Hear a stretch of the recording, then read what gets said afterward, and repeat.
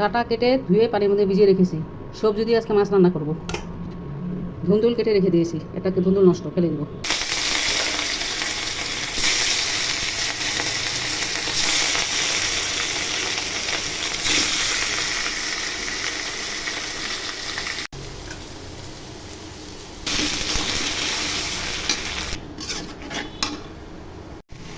মশলা ভাজা ভাজা হয়ে গেছে, এখন তরকারিগুলো দিয়ে দিব। আলু আর ডাটা প্রথমে দিব, পরে ঝিঙ্গা দিয়ে দিব। নেড়ে চেড়ে ঢেকে দিব।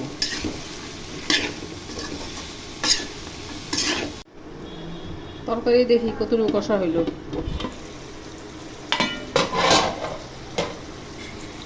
আলু আর ডাটা কষা হয়ে গেছে, এখন ধুন্দুল দিয়ে দিব। ঝিঙ্গা না, ধুন্দুল।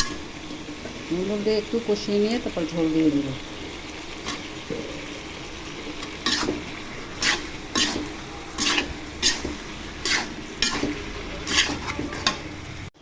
তরকারি কষা হয়ে গেছে, এখন পরিমাণ মতো পানি দিয়ে দিব। পানি দিয়ে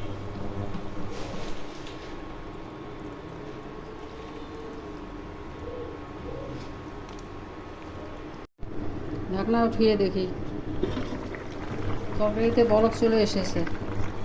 একটু পরে জিরা দিব, এখন নেড়ে চেড়ে ঢেকে দিব।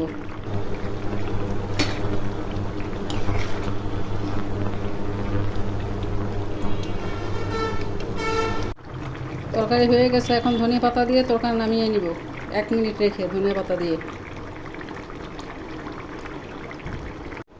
সবজি দিয়ে কাতলা মাছের ঝোল হয়ে গেল। রান্নাটা ভালো লাগলে ইউটিউব চ্যানেলটা সাবস্ক্রাইব করো আর ফেসবুক পেজটা ফলো করো। খোদা হাফেজ, বাই বাই। নতুন কোনো রান্নার রেসিপি নিয়ে আবার আসবো।